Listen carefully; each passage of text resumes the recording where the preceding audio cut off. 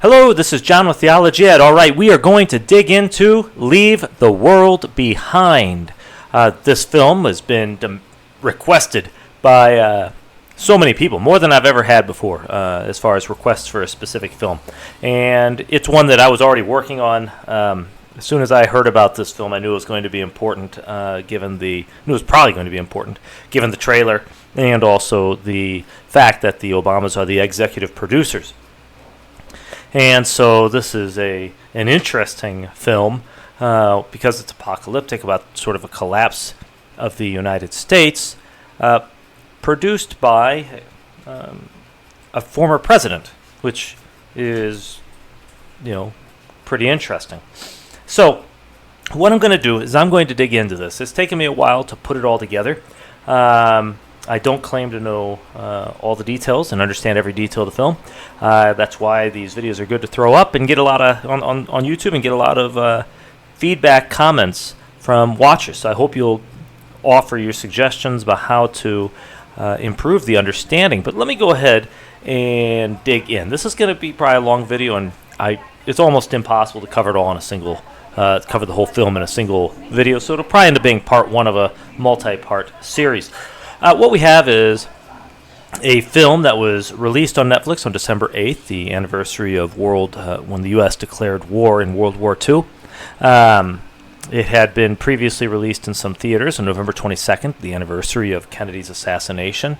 And it is a film that features these deer. So you get the buck symbol here, even on the art, right in front and center.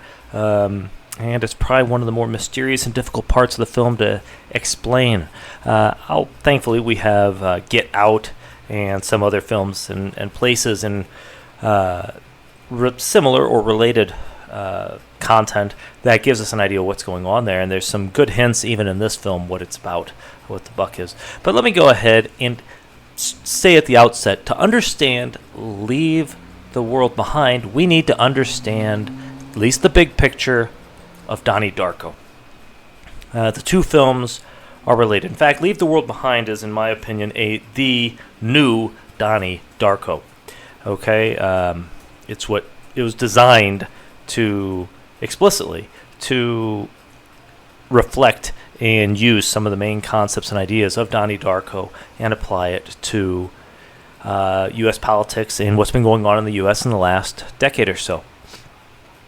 So in Donnie Darko, of course, in midnight, October 2nd, after midnight, we have Donnie, wakes up, does this little lean into the light, eclipses it with the eye behind it, and this isn't a symbol that comes up often in different films. I'm not even going to get into it right now. But this marks the beginning of his journey to his life in the tangent universe. Now, in Donnie Darko, a tangent universe is happens when the fabric of the fourth dimension becomes corrupted.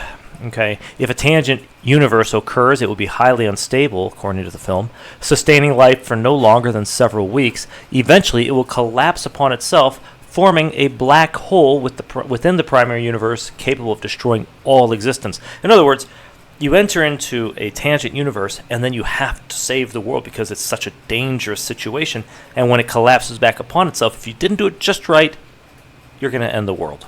Okay, and that's what Donnie Darko is. And so what we had in Donnie Darko, the film was set in 1988. You had the primary universe, and then October 2nd happens. He goes through this. He sees Frank the bunny or rabbit or whatever in the pupil of this eye, leaves the room, and then an engine with the spiral on it like that lands in his room from a plane crash, but nobody can find the plane. Just the engine hits there, destroys his room. His room, of course, had the U.S. flag and the Swan Song Led Zeppelin record label poster on the ceiling, as indicating sort of the end of the U.S. And we go from there until from within this tangent universe to the end of the tangent universe, when we get another event. This time, like this spiral storm, and the plane. Donnie brings the plane down through that to cause his own death and the destruction of the U.S., but in doing so, he saves the world. I mean, that's the idea of the film, and so there's the plane coming down through this storm. In real life, there was a corresponding hurricane iris. Here's the iris of an eye. We talked about that in our Donnie Darko series. That was on October 6th through October, 4th or 5th through October 9th. But October 6th was when George Bush declared that, announced to Congress that we're going to be invading or attacking Afghanistan in response to the 9/11 attacks. And October 7th, was when the attack actually began. And it's very possible that you could even have a corresponding parallel line here, where you have the primary universe. We exit that October 7th. It collapses back on itself when? October 7th, 2023, when Hamas and Israel begin their war. Now we have the next big war in the Middle East. And if we don't do this right, the world ends. All right, but we don't need to dig into all that. What we have, though, is a primary universe exiting into a very unstable, dangerous tangent universe, and then returning at the end of that, and the risk of annihilation of everything if you don't do it just right. Excuse me. All right. So, what I'm going to do here is I'm going to show you what I think this is about. I think in Leave the World Behind, we have 2016 with the primary universe ending when Trump was elected in November of 2016. That is when you enter the unstable tangent universe that will soon come to an end. But if it doesn't come to an end in the right way, you have the annihilation of everything. But in Leave the World Behind, you don't necessarily get as good a news as you do in Donnie Darko about things turning out okay at the end. What you have here, and I'll explain how this works, okay? What you have is the black President Obama, who owns the White House, controls the White House, is eliminated from holding office in November of 2016 when the white family, and not friendly, according to at least the narrative that you get, to the black population, Trump takes office and creates an unstable world, okay? And we need to get out of it at some point. And just like in 2016, you had an election between Trump and a incumbent Democrat, we're going to come back to that again in 2024, probably, when we have the Trump-Biden election probably happen, or something like that. Okay, we get this again, and we're going to have basically a MAGA versus incumbent Democrats. And if it doesn't come back the right way this time, you enter into an American Civil War. That's the film. So you have the black family comes back to the house, and he says, "This is our house," and like, "Excuse me," and this is what we're going to see, and we're going to look into that. And that's why when they go to the White House, part 1, the house, and it's the White House. When they walk in, what time is it? 11:16, November 2016. That's the Donnie Darko clock. It looks like same thing. There's the clock from Donnie Darko, midnight. Here's the clock in the house. 11:16. The tangent universe began in November of 2016. That night, same day, we see the clock again at 11:16, between 11:16 and 17. But 11:16, I think, is clearly what they're trying to get at here. Okay, 11:16 at night, and the house is about to collapse. See the instability we're getting? We're getting a Jenga. Right after that, while we're seeing the clock, don't do it that way, Clay says, because you're going to cause the whole thing to collapse. No. Well, and go on, right? So the Jenga scene there is showing the unstable tangent universe is here. It's going to collapse if things aren't done just right. And so it's fascinating. Even at the end of the film, after the end of the tangent universe, when we go back to 11:16, look at when the girl goes into the house with the bunker. She walks in. Look at that little clock right there. She's about to make a decision. Here it's 11:16. Okay? That's what that reads. If you can look at it, it's very hard to see, but it's there. She's walking. She stops right in front of the clock, and she looks down this hall, and then she looks straight ahead. Looks like she thinks a bit. There's a pause, and she turns down this hall, and instead of going to save the world, I guess, she goes into a bunker, locks herself in, watches friends, while presumably outside the world falls to pieces. Okay. And so this next election, the next one when we go back to 11/16 again and get our chance to have November 16th again, well, this time you better get in the bunker. Okay, so let's go ahead and dig into the film. A lot of the scenery and imagery in the film you'll see also in some of the films in our Get Out and Be Hunted series, which is the Escape the U.S. series, which I think is mostly on my BitChute channel. But you have Get Out of the U.S., Get Out Us, the Peel, Blum, McKittrick films produced. Get Out of the U.S., Antebellum, before the Civil War. Get Out of the U.S. before You Can't, Nope, and we have the division of the United States, which is often described as sort of a racial division, but not just racial division. It's certainly the values level, and I'd like to see that become less of an issue. But either way, before that leads to You Can't Get Out, and then Get Out of the U.S. Blum line, you should have left because the hunt is coming when the left comes after the right. Okay, and we've got these lines, and in this we have a lot of the same types of symbolism and imagery that we get in Leave the World Behind. Okay, so let's get into the film. It's a Higher Ground production. Executive producers Barack and Michelle Obama. One thing to watch in this film is it does have a symbol here of what I think is the Pi eclipse, which will happen on March 14th, the 3/14 Pi Day, 2025, which is after the election, when I think things probably get really bad. Here we have, from the moon, an eclipse. So if you're on Earth, you're seeing the shadow of the Earth on the moon, which is a total lunar eclipse, which is why NASA has this video of an artist concept of, from the moon, what a total lunar eclipse looks like. It looks just like we're seeing in the film. Okay, that's the idea. And so what we're also going to get something later in the film that points to, I think, 2025 and after this election, when things really turn into a full-blown, accelerate into a full-blown civil conflict, according to the film, I think. How does it begin? It begins with this scene. You're looking at the night side of the Earth. The sun is going to rise. We're seeing a dawn of a new world here. In fact, if you look at this scene, this reminds me very much of I, Pet Goat 2 at the end. Here's the sun rising over the water. We get the lens, dots that almost look like an alignment of some sort, because look here. You see it? Sun, Earth, and the lines. The line is similar. I'm not saying it's self-consciously done that way, but it might be. It might be done in a way that's pointing to this is the dawn of the new world. Okay, but the sun rises over the Earth. We see the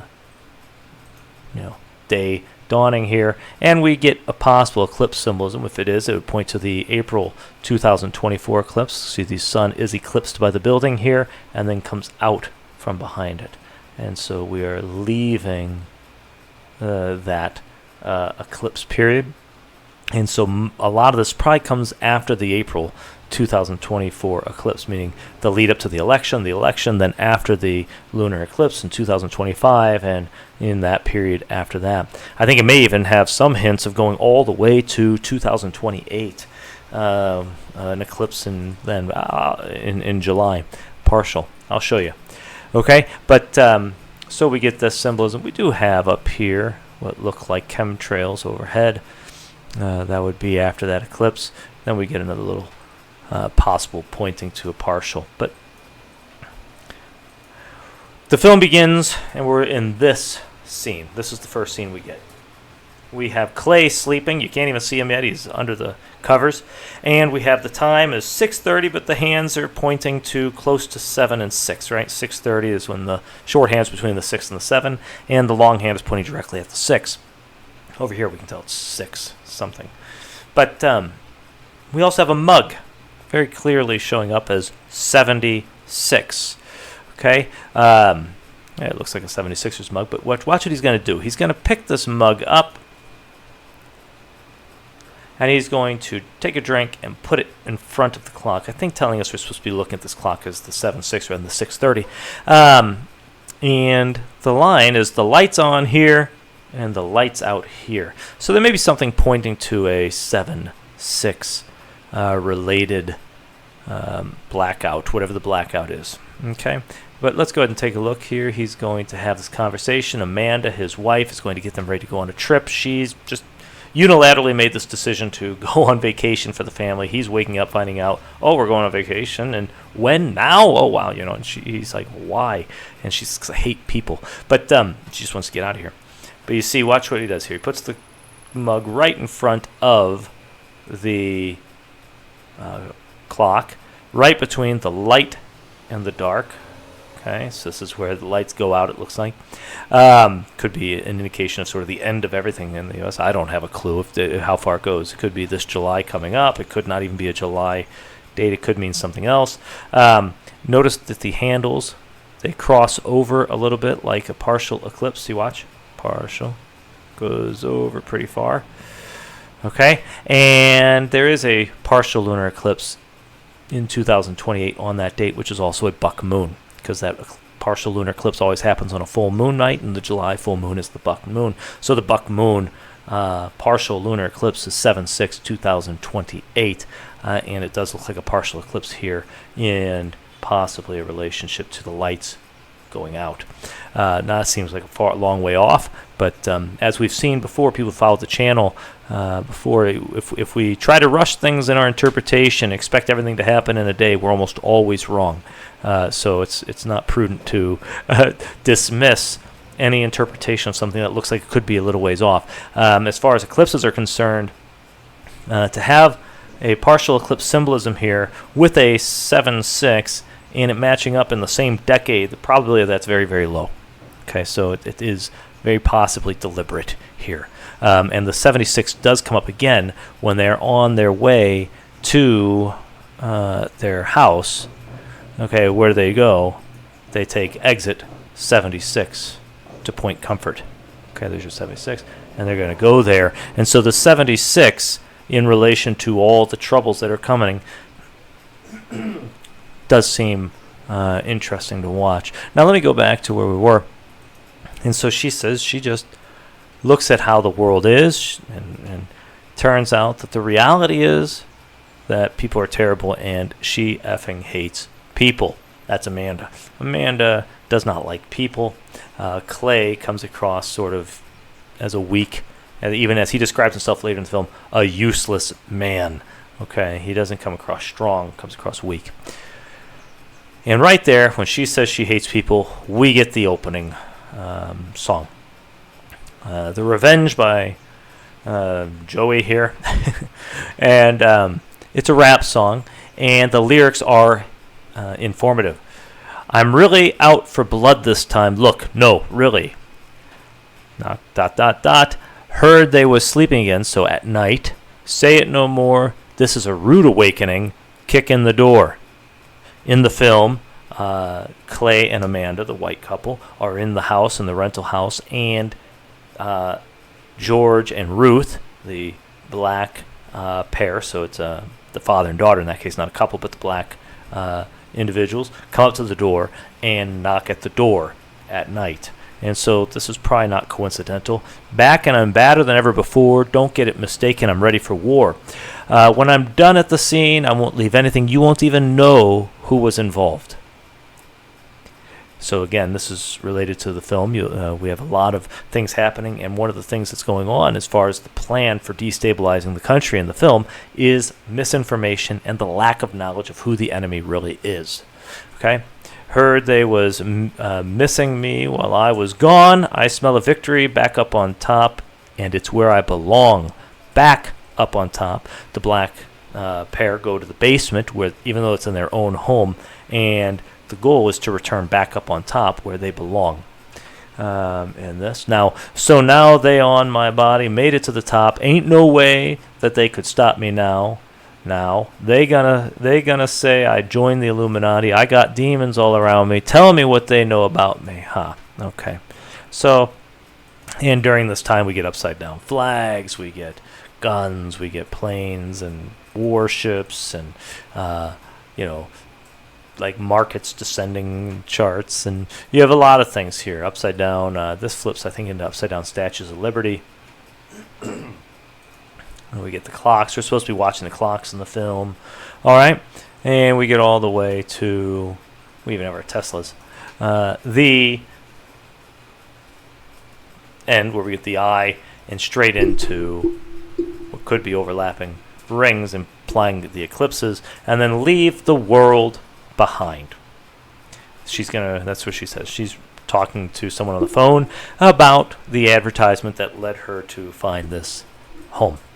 And so they're going to go to this hamlet. I'm going to move fast. I have a ton of slides to get through, and if I don't think there's something, urgently important to cover, I will move fast. But so we listen on the radio. You can overhear Juan Soto is mentioned briefly, which is interesting because Juan Soto made the news right before this film was released, like the day before or something like that, when he was traded or acquired. He's a Major League Baseball player. All right. And let's see. So now we're going to get introduced. So we already know Clay and Amanda. Now we're going to get Archie and his sister Rose, and she is watching Friends. Okay, she's going to spend a lot of time watching Friends, or at least wishing she could, and she loves it. As her mom says, she doesn't just like the show, she worships it. Okay, it's like her god. And here we have the situation is that she's gotten to the last episode of the series finale, and even at the opening, while she's on the road, she's trying to watch it, and this ride's closing, and it cuts out. They lose the connection, and then they're going to have a blackout or lose their internet power, their internet connections later as well due to a cyber attack. Okay, so she's disappointed by this, and this is going to be important throughout the film. As they're going, we've already talked about this, they're going to exit 76, which is connected to the 7-6 lights on to lights off. They're going into the place where the lights are going to go out. They're also going to Point Comfort. Very important. Point Comfort is in 1619 on the stereo. Later in the car, he has 1619, gets a little bit of a signal occasionally. In 1619, 20 to 30 enslaved Africans landed at Point Comfort. On what ship? The White Lion.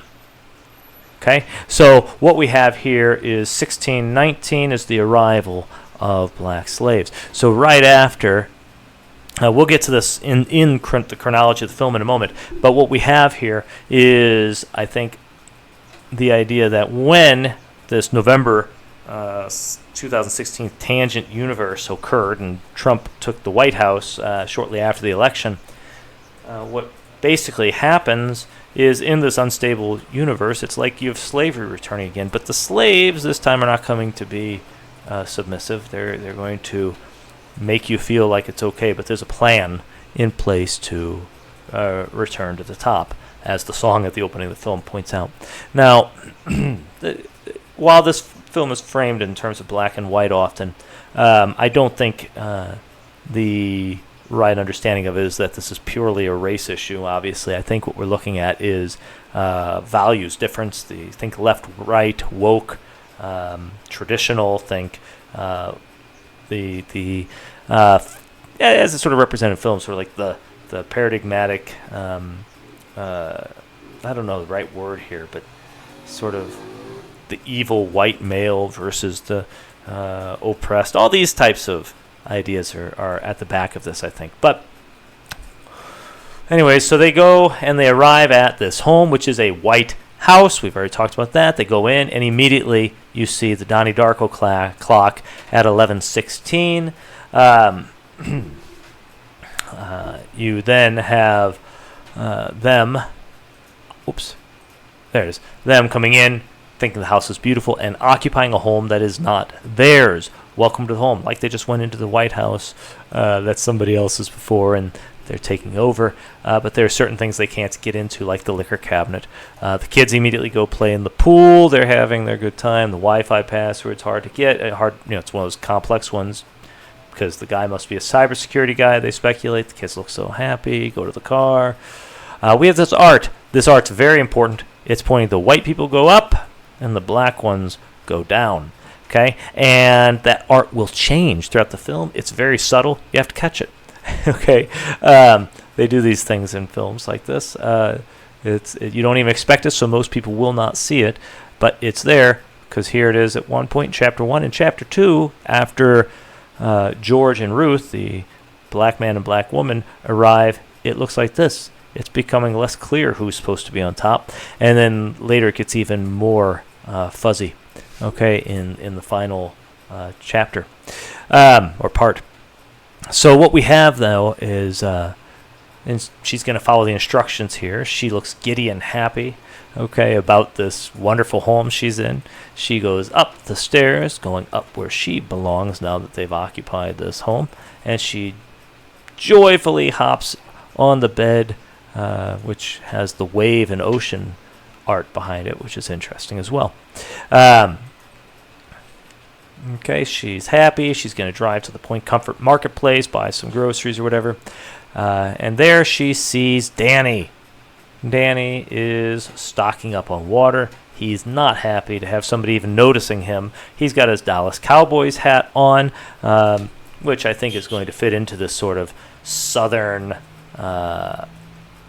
idea of, I don't know, stereotypical southern guy who's a prepper and not trusting the government, not trusting anybody, and all of this. Okay, whether or not that's accurate is irrelevant. That's how they portray it. Now, we go here. He's back at the home, and you get this idea that he is not, and these people don't really care about issues that matter. He's watching the game like it's just a game. It's a fun game, whatever. He's watching, it looks like Washington versus the Braves, but we have the Braves fans doing the their little tomahawk chop, which of course is despised by a lot of people who would consider themselves woke or progressive or whatever as racist.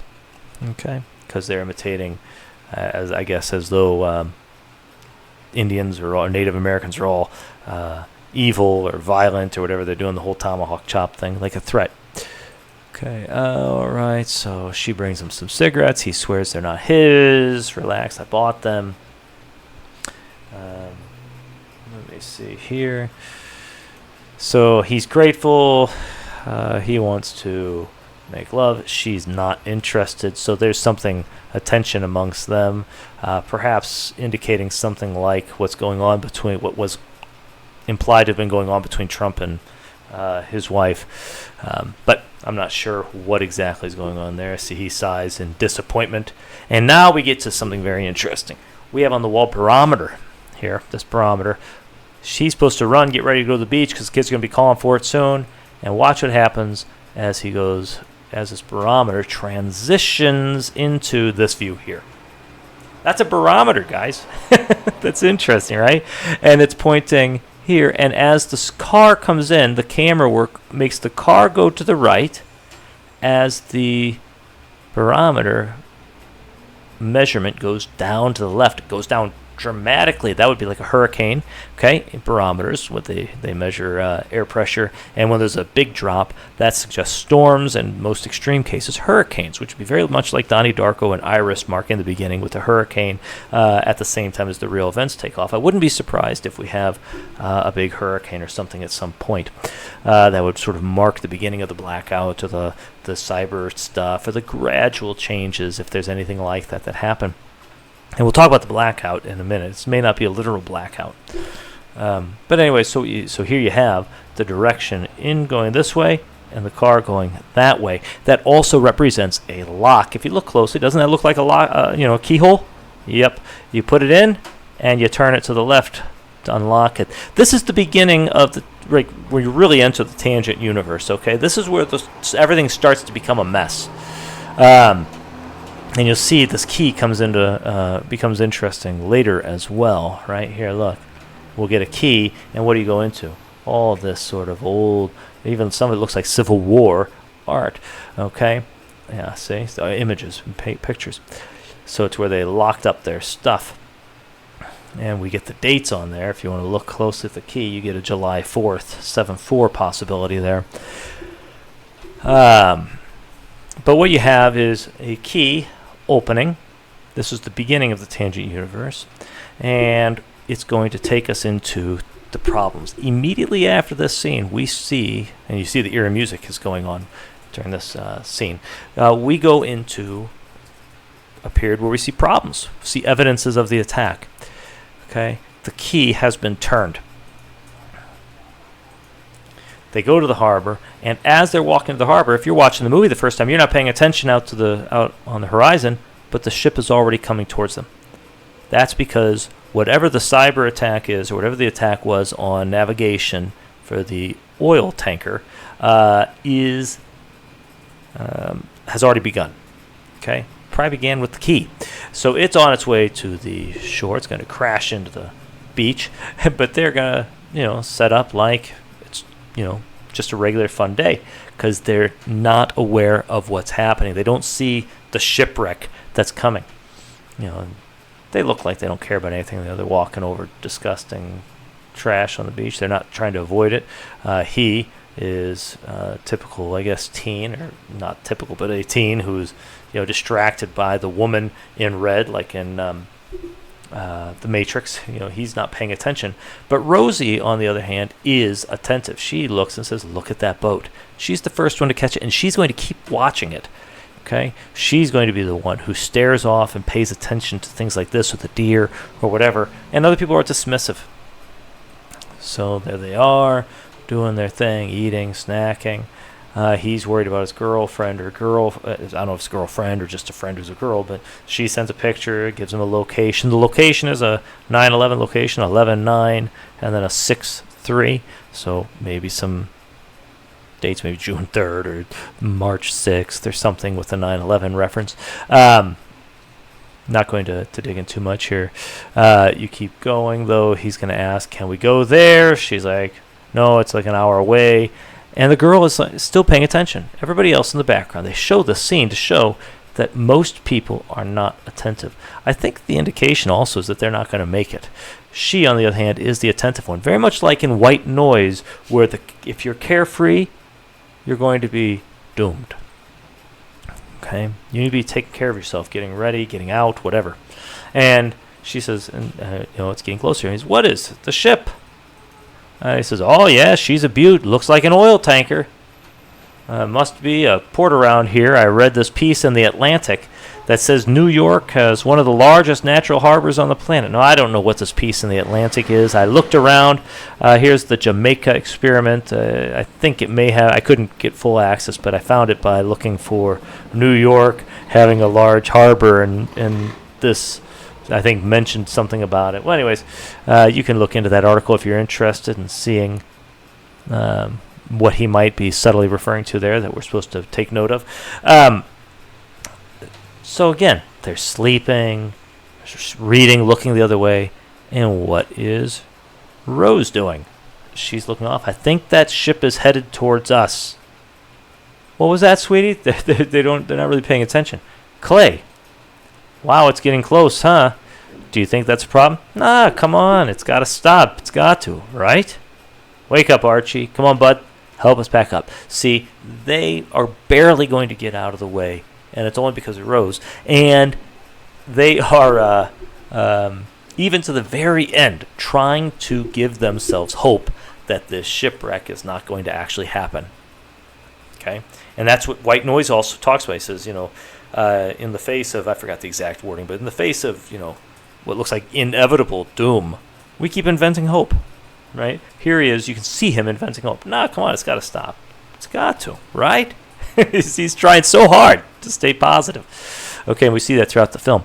"Wake up, Archie. Come on, bud. Help us pack up. Leaving already?" And they're going to get ready to go. And here is the White Lion coming, and it crashes into the shore. Now I'm going to give it give my interpretation of that in a minute, or at least one possible interpretation. I'd like to hear what people have to say about it. But the White Line, of course, is the name of the ship that brought the first slaves, black slaves, to the colonies in 1619 in Port Comfort. So this is, definitely being pointed to here.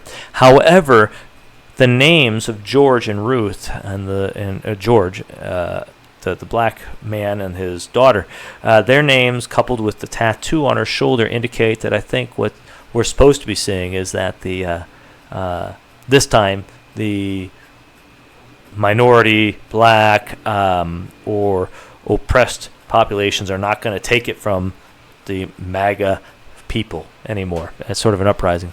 But let me go ahead and look into this. I'll show you how this goes. So there it is. It arrives. You almost get this sort of shark attack. We know we've talked about shark attacks from iPet Goat 2. You get this pretty clearly here, I think. Looks a lot like it, right? I don't want to make too much of it at this point. You can dig into that, look into the shark attacks in iPet Goat 2, see if you can line them up in the chronology. Maybe it's one of them. And they're going to leave because they have to. Come on, let's keep going. There's been a handful of these up and down the coast. They're trying to find out what happened. It has something to do with the nav system. And they're going to watch it on their tablet or phone or whatever. And they're going to go to Starbucks. Coffee plays a very big role in this film. I have not figured out coffee yet, what the significance is. Now, coffee, if you think about coffee, coffee is black coffee we call it. And sometimes you mix the white in with the milk, black and white. So lining up with the race issues, it could be there. Like at the beginning of the film, Amanda has the 76ers cup or whatever, and she says, I made the coffee just the way you like it. Here they are in the middle of this situation, right, where they're this slave ship by the name, okay, in the symbolism of the film, arrives and immediately like, hey, there's coffee. Takes their mind off it to go get their coffee at Starbucks. Coffee will come up other places too, and I'm quite sure it means something, and it's worth giving some thought to.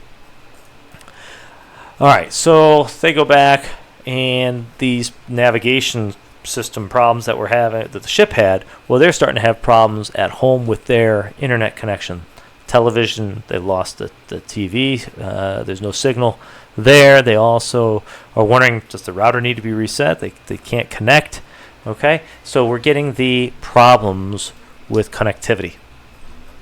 This is going to tie into the what looks like, or at least they're told, is a cyber attack. The hints are there. Okay, you still going to be down with burgers tonight? Yeah, I could be down for that. I guess the burgers could be pointing to the vodka, but not going to get into that right now. Meanwhile, the kids seem to be over it. They have completely, it's like they saw it on a show. They're on to the next episode. They forget what they're out playing. And here we get our first sighting of deer. And I want you to notice that what we have is an adult with a child, or it's her child in this case, right? And it's coming into the land or onto the property. They view it as a good omen, but the music says otherwise. It's, one of those, it's one of those eerie songs or whatever they talk about in the captions. They'll say eerie music plays or whatever. Well, that's what sort of comes in here.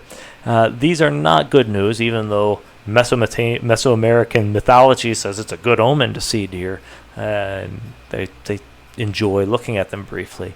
What we have here, I think, is our first hint of the hunted coming to take over, coming to return.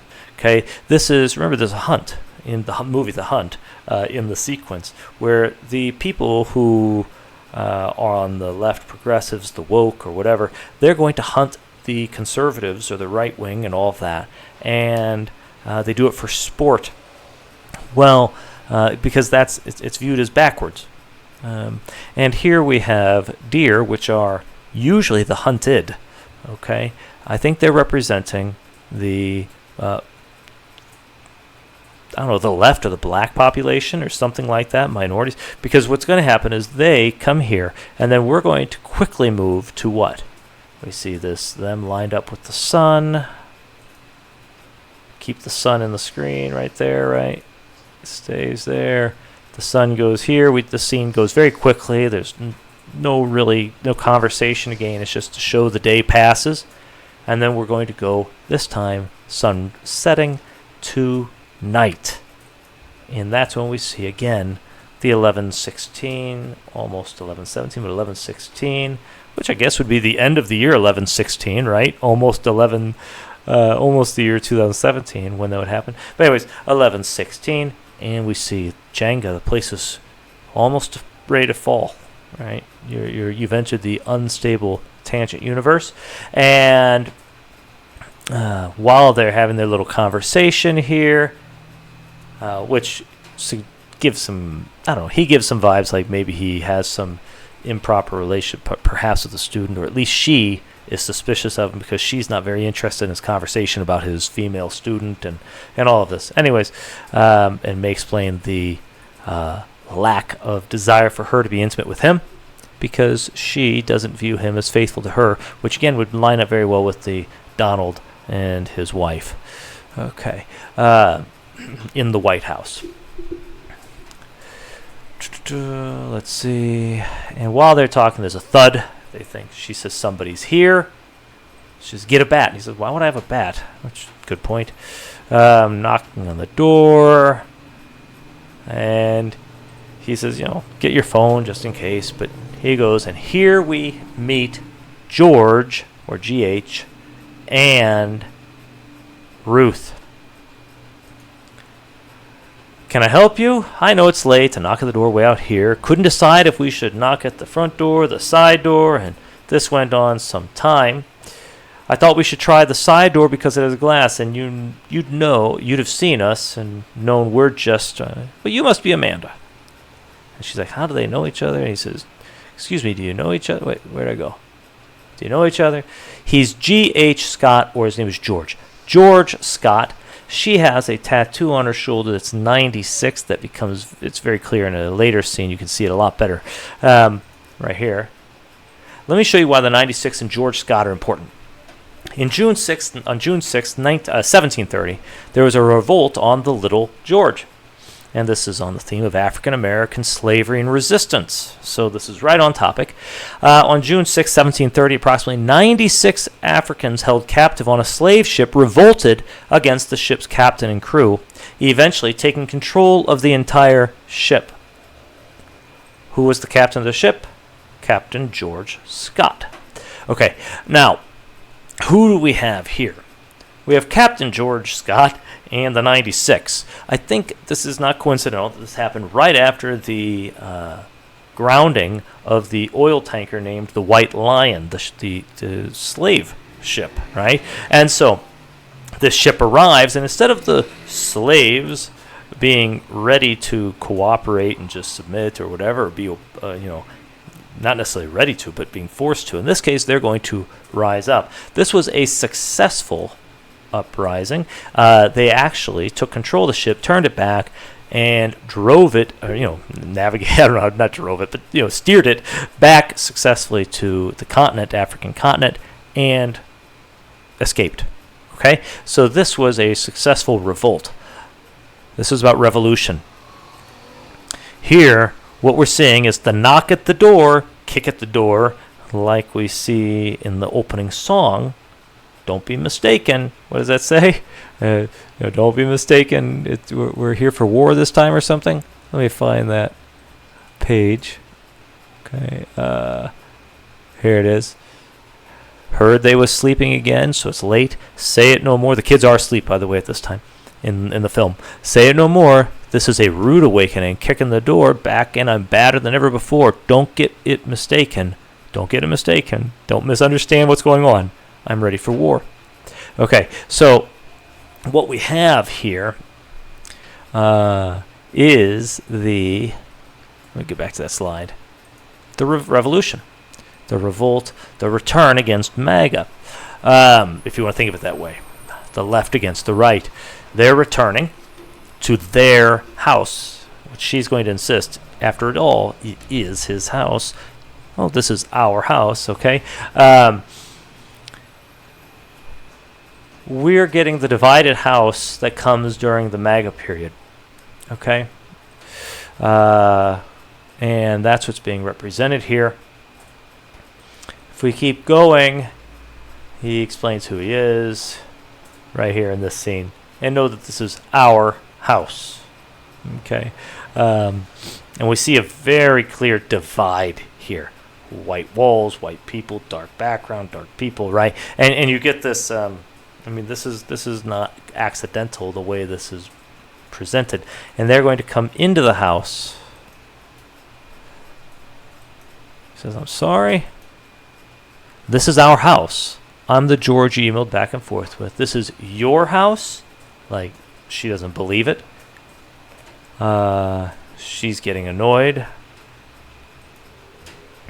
I'm sorry, you think we could come inside? Oh, yeah, come on, Clay. Says, got cold out all of a sudden. When I heard that it got cold out all of a sudden, I thought, is that some sort of hint at like fallout, nuclear stuff? I don't know. I'm just speculating. You have to consider different options. And when they go in, there's an actual connection possibly. And I'm not saying it's what's going to happen, but I'll get there. Okay.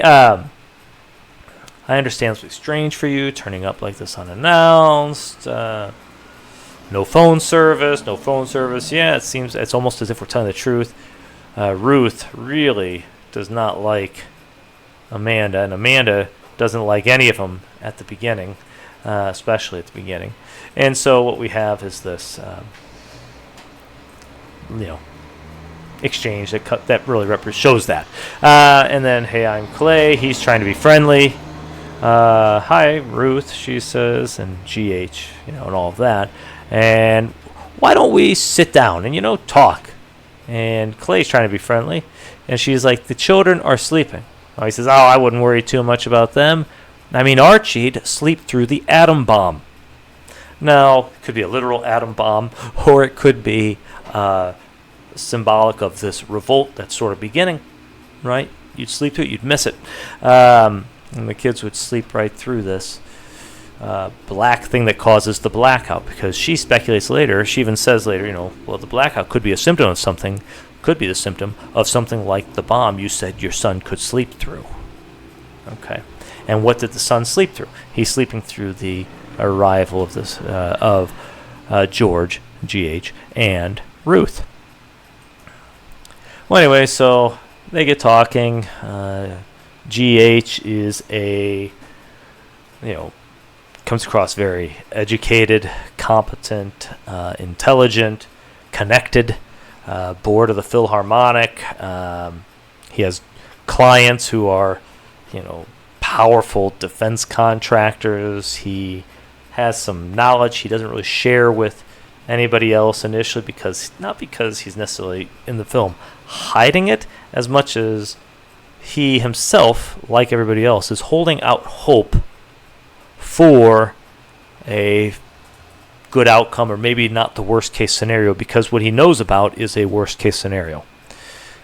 Okay, what he thinks could be the case. Let's see. He tries to encourage people to listen to classical music. Do you mind if I get a glass of water? Oh, no, help yourself. Anyway, we're driving back to the city. She's getting annoyed that he's being so friendly. And then something happened. Now, listen carefully. It says there is an inconsistency in the story from GH. He's going to say we're driving home and something happened. Well, later, when he gets in a bit of a bind where he has to present his ID, he's like, I left it at the symphony. Must have left it with the people I checked it with with all the commotion when this was coming up. And the question was, whoa, you didn't even know about this till you're in the car, right? When you're driving back home, not when you're at the place. So which is it? It's convenient to change your story when you don't have your ID on you and you can't prove that you are who you say you are, and that you actually have a right to be here. Now, when you watch the film, you get the impression from all sorts of things that they clearly have a right to be there. It seems like because they know the home, they have the key to get into the liquor cabinet, and they have a key to get in another locked room. And that they're familiar. You do get this impression. So it's not, but it's a very interesting thing to do in the film, and it leaves you suspicious and at least wondering what's really being communicated here. Okay. Well, anyways, they were driving back home supposedly, and a blackout happened. Now, the question: a blackout? The lights seem to be working pretty good. Exactly. Okay. And they just move on. So maybe there's a blackout in the city and not here. Makes sense. But whatever the blackout is, it's affecting the internet service and the television here. Remember, in 2020, I had some videos up about the blackouts that were happening, and they were not literal, had nothing to do with power plants and power. The blackouts in that period had to do with the there was some sort of like a protest. They were called blackouts, where the black population was opting out of making purchases and buying things in order to sort of protest the mistreatment of blacks and the Floyd situation, all the stuff. You remember all the race riots that came after that? They were blackouts, where they were metaphorical blackouts. So this language could be pointing to unrest of some sort that could be either racially motivated or left-right motivated, or something to do with the tensions and divisions in the United States, not necessarily a literal blackout. On the other hand, it could actually be some sort of a cyber attack, a literal blackout or communications outage that leads to real issues and future conflict in the U.S. We'll see when the time comes. But I'm just drawing attention to the possibility that it could be something else. And the fact that the lights are on while it's a blackout, this exchange right here could be a hint that the blackout is metaphorical.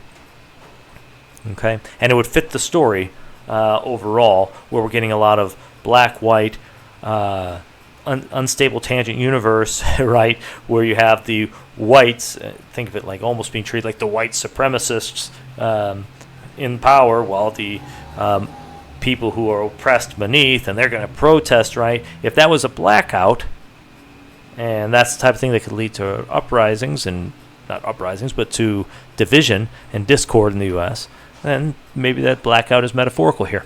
Okay. Well, with everything that's probably going on in the city right now, we didn't. They did. She interrupts. They didn't get up there because of the stairs. That's another story that doesn't pan out. He does have a knee issue, he says later, but there's a deeper reason for why he didn't want to go to the city during these events. Okay. I said, let's go here, and they'd feel better. And she was surprised. They want to stay here. And notice she says, in his house. She's really trying to drive that home. This is not your house. The unstable tangent universe, when Trump was president and MAGA had power, that's the unstable world. That wasn't his house. That was always Obama's house and belonged to them, in a sense. Okay. Under the circumstances, we thought you might understand. He says, oh, yeah, we understand. But she's like, I think what he means is, well, we're going to have to talk about it and come with something. We're on vacation. She doesn't really want him to stay there. He's willing to pay. It sounds like he's trying to get him out of the house. You want us to leave? And then he comes to, no. You don't have to leave. You don't have to leave. They'll stay in the basement. So now the white people will be upstairs, and they're going downstairs, and he's going to give them some money. See, she's offended almost. Downstairs? Why would we go downstairs? Now, incidentally, with her, she's got her 96 on there. On that slave ship, with the successful revolt of the Africans who were chained up, they returned to Africa, which is obviously good for them. That's great. But they were downstairs, down below the deck where they were held, and they had to come up. So again, I think a lot of symbolism is going on here. Even when you go to the basement, the house, it's wood. It looks like you could look at it's luxurious compared to what it would be like to be in a slave ship. But it does have sort of a lower deck of a ship look because it's all wood. I think we need to look at the terms and conditions here, and he's going to negotiate this a bit. She's like, I don't feel comfortable with you in the house. It's a blackout, could just be a couple of hours. He says, may I? And he goes over, and he has the key. Remember, the key turns this thing, gets it all going. Who has the key? he's got the key, and that's gonna become explicit in a second. But so he may have left the White House, but he always had the key and keeps control of it. I think is sort of been communicated here. He's going to open this, and he's going to unlock the door. Remember, at the beginning, when you enter the Tangent universe, whoever has the key opens up this instability. Okay? And when he opens this up, you have money, and you have a gun. These are the things that come from the unlocking of this key, I think. I think this is what they are saying is going to come from the MAGA thing. Probably gain for the people in power financially, but then the gun is going to be drawn later, and you're going to get the violence out of this eventually. Okay, so he comes back, gives him the money. Clay is agreeable. He's like, well, let's take the money, let him sleep, not a big deal. She's like, I don't feel comfortable with the people in the house. Let's go have a talk somewhere else. And they go have their talk. He's like, it's a blackout. What, you think they're lying? It's a young woman and their father looking at us enough. She says they're strangers. They introduced themselves. They knocked on the door in the middle of the night. Would you rather them burst in? They scared me, she says, Well, I think, that they were scared too.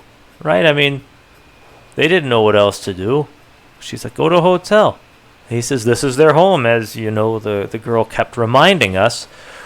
Well, we didn't ask for any proof. I didn't hear the car, did you? He says, I didn't hear the car. She said, maybe they snuck up on the road. It doesn't seem like their house. Why? Because they're black, probably. She just doesn't think it belongs to them. It couldn't be their house, such a nice house. And on the board of the Philharmonic, I don't know, it just feels like a con to me. Now, in this film, the people who are most observant and skeptical are usually right. Okay? I'm not saying that this is good. I'm just saying that the people who are paying attention are usually right. And that falls in the same line with the narrative in White Noise as well. The people who pay attention and are not carefree are the ones that have the best chance of survival. The ones that sit there and keep inventing hope and a positive spin on everything are usually wrong. Okay? So she comes up with these sort of, but she seems to be motivated by her racial bias and prejudice, but maybe not. It is also a very uncomfortable situation. Whatever race the people are, if they show up to the house and say it's their house, when you have a contract that says you're renting it for this period, and they want it back in the middle of the night, and they are trying to get you to move out, or at least let them to stay there, and so on, that's, perfectly reasonable to want to see evidence of who they are, to try to talk it over with them, maybe even ask them to leave and say, you know what, I'm not comfortable with this. We have kids here. All reasonable things to do, too. But some of her explanations here, like she says, well, maybe they're the housekeeper and the groundskeeper or something, and this sort of thing. But he doesn't want to climb a bunch of stairs. That's ridiculous. Give me a break. All feels a little improvised. What if it's a scam? What if the blackout over? That's just part of the story. And besides, he had the keys. See, here's the emphasis. He had the keys. We're talking about the key. The key. The person who holds the key is the character who I think is representing the real owner and the previous occupier of the White House, who represents stability and intelligence and decency and all of this, while you get the sort of adulterous, unfaithful, heartless, because he ends up leaving this Spanish speaking woman on the side of the road in the middle of the apocalypse and doesn't help her. Heartless, cold, weak man who's renting his home. Right? That's the idea. Who has the key? Well, the previous owner actually holds the key. He's the one in control of all this. He opened the liquor cabinet, remember? So what if he had the keys? Maybe he's the handyman, and she's the housekeeper, right? So handyman, not groundskeeper. Anyways, and he goes with this. He says $1,000, and well, at the end, what Clay says is, I'm gonna go down and I'm gonna feel it out. If I get bad vibes, they're gone. If I don't, we'll let them stay. And so he goes down, and Clay, coming across as sort of weak, guy just says, all right, I'll have a drink. He drinks the drink that George made for him. Really likes it. You should try this. I think you dig it. He's immediately coming across like he doesn't care. She's like, I'll pass, offending Ruth, who says, I'm going to go out and get some fresh air. And again, here we get, as Ruth is leaving, he looks like he may be just looking out. He may just be watching to see where she's going, but he may also be sort of checking her out. And you see Amanda looks at him like, you did something wrong there, and you need to step it up and get back on, on track here and do your evaluation of this guy. And so if he's not going to do it, Amanda's gonna. Okay. So again, we're getting these tensions between the two. He says, you have a beautiful. We love it. Glad to hear you do too. How long have you been here? Oh, bought it almost 20 years ago now. But at this point, it's home. Or home away from home and all of this. And she says, she starts to question him until she finally gets to this question of, can I see some ID? She's asking where his wife is, and his wife's on a plane, was on a plane. Presumably she died in the crashes, but whatever. Can I see your ID? And he's like, oh, Amanda. And this is where it gets fascinating, because he says, you're a stranger showing up in the middle of the night, and my kids are upstairs, so it's like a fair question. And she's right. I mean, it is a fair question. In that circumstance, if you had kids in the house and somebody just shows up in the middle of the night and you don't know who they are, it's reasonable to want to know who they are. He says, of course, I understand. So he checks, and he cannot find it. He says, you're not going to believe this, but I left my wallet in my coat pocket, which I checked at the symphony, and I left out, I got the wrong slide there. No. Oh, no. In all the commotion, I must have forgotten it there. You said you heard about the blackout while you were on your way home. Okay? Right here, we should get clarity about what's going on, right? This is suspicious. It's very suspicious. You insist on the ID, and he doesn't come up with it, and he changes his story to explain why he can't come up with it. That's suspicious. Now, at that point, we get an interruption. Ruth turns on the TV. And here we see the hand pointing, which I think is a hint that these are supposed to be viewed as hands pointing up and down, like I pointed out before. But anyways, we have the hand pointing at the TV because she's also just turning on the remote. Okay, and here's what we see. A national alert, the emergency broadcast, and all of that. Okay, every channel. And it starts with 10-4.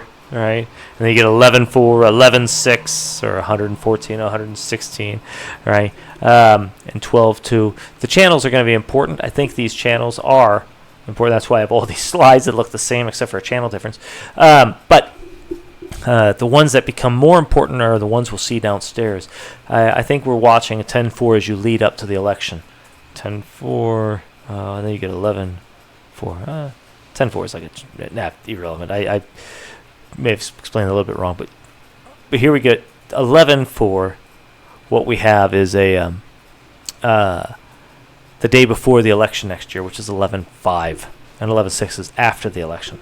So it's like the lead up to and the post-election, perhaps, is being hinted at there. But we'll see in the basement. It clearly is the lead up to the election, I think.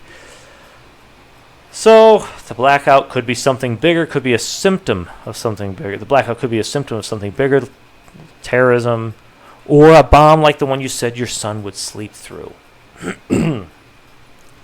Ruth, all radio stations and television networks. We'll see. He says, you know what, you can stay here tonight. Tomorrow we'll sort through everything. Things always look different by the light of day. I guess self-help cliches are rooted in some truth, huh? And when he comes up with some positive statement again, optimism, what comes with optimism? But the Jenga stack collapses. Right then. Oops. Right then. And now we see them going into the basement. You see the wood look. Right? Okay. They go down to the basement. Here we have a map of Cyberattack, or whatever they call it. This is a map from the 1970s, which is a map of American violence. We'll get into that in detail later, or at least look at a little closer at it. But this is a map of American violence. So we're seeing, and mostly due violence against people of color.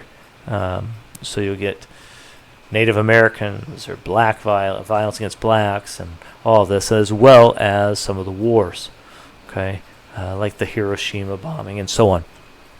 This is a map that basically shows how violent and evil America is and has been everywhere in all parts of it for its entire history, even leading up to its founding as its own country, and all of that. That's what this is. So that's what they have on the wall, and so this includes revolts being put down and so on. Here we have that to be in the mind of the people who are down in the basement, oppressed, who are going to or should be trying to revolt. Now look, they're going to sit down and check the TV out and look at the dates. If you think of those as dates, November 2nd, 11/2, 11/3, 11/4, they stop. This is the lead up to the election. The election is November 5th next year. It reminds you of that other movie, I remember the 5th of November, gunpowder, treason, and plot, or something like that. I don't remember it. But V is for Vendetta or whatever. But November 5th is the election next year, and this is the lead up to it. And what do they say? We need to get them out of here. See? As the election approaches, we got to get rid of these people. We're not going to do that, how? By scaring them, though. They need to think everything's going to be okay. So I suspect whatever happens next year, the lead up to the election, is going to be done in such a way that even though the intent is very, very bad, and what's coming with it and after it, they're going to make you feel like everything's okay. Even if some stuff's going bad. Even if maybe there is some little cyber attack, or maybe there's inconveniences, or maybe whatever. But you're being misled to think everything is going to be okay, right? The idea is that they need to think everything's going to be okay up to through the election here, okay? But we're not going to get them out by scaring them out. They need to think everything's going to be okay. And she's like, everything is going to be okay, isn't it? And the eerie music plays, because it's not. What's going on? What are you thinking? Your client didn't tell you anything, did he? There's no point in talking about this until we know more. That's what I think. Well, his client did give him some hints. His client, who was a defense contractor, who was a part of, jokingly, the evil cabal that rules the world, made a surprise call to George to move a lot of money around right before the symphony, the day of this event. And when George was joking around, says, what do you got to do? You got to go out and hang out with your evil cabal, or take care of something with them? The other guy, who's usually a fun guy, good friend of George, and laugh with him even his bad jokes, didn't laugh. Just take care of yourself. And that was the end. So that's what he's not telling her right now.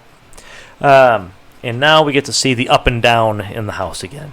So we move up from their basement, or the lower deck of the ship, if you want to think of it that way, and we move up to the dark main floor, and we see the white are above and the black are down. We're going to pass through that art, keep going up until we get up to the white quarters where they can see the water. See, this is the ship symbolism. They're above the deck. They can see the water. They are down beneath. They don't get to see the water. It's a ship. The house is representing the ship. And this is going to be the revolt of the people in the bottom, the black slaves, the 96, coming up against them. And up here in this conversation, don't take it too personal. She's really bothered by the way that girl treats her. I don't think I can listen to that snark anymore, even if this does turn out to be their house. He says, are we still on that? Well, there is not one photo on the wall, not a wedding picture and all this. Where are the pictures at? Well, there are. When you look later, she has a key. She goes in this room. Here are the pictures of the past. And it's related to Civil War and all of this. So And there you go. Let me see here. You can take a look at those pictures. She says there's just something about that that's off. And he's getting annoyed, sort of a little tired with that. Why didn't you say something about the boat, what we saw at the beach today, the boat? It was an oil tanker. Well, why didn't you? Tell them, I mean. I don't know. It just seemed like it was piling on. Why didn't you? She says, I was afraid. Afraid of what? That it could confirm something. And they're going to pan down here.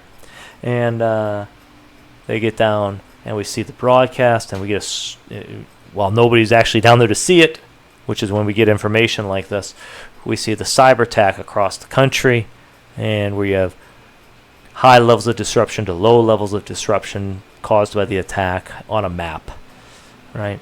And you can take a look at the map, see what it shows. I don't know how significant the specific locations are, but there you have it.